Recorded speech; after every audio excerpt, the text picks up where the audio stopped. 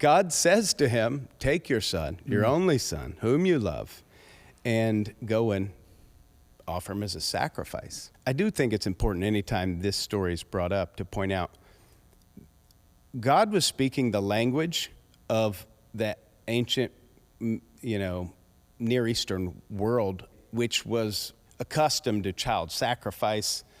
And how that story ends has to be understood as the meaning of the story. As a differentiation. That's right. Yeah. He takes him up, he's got the knife raised, and then the angel comes. He says, don't sacrifice the boy, and he provides a ram for the slaughter.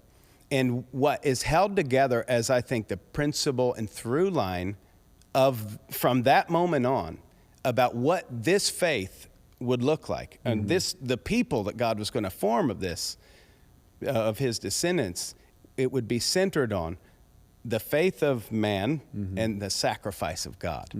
And that's a reversal of all these kind of religious systems, because listen, it's not just it reverses the whole flow. It's not our sacrifices to God that put us in right relationship with him. It's his sacrifice for us. Maybe even in the moment. Through that, for God to, because in every generation, we've accrued lies about God, about ourselves, about the world.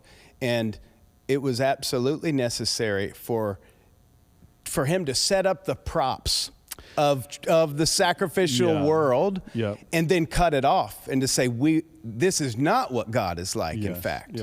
Yeah. Again, Abraham didn't just believe in God. That wasn't what he was saying. He believed God to such an extent that if God promised that through my descendants, through Isaac, I would have these descendants as the stars of the heaven, like you said, like the author of Hebrews said, then even if I do this, the miracle that gave me this son in the first place is going to only be outdone by a more beautiful miracle. And it turns out, that's exactly what happens in the resurrection of Jesus. That's the real fulfillment of the promise. I'd say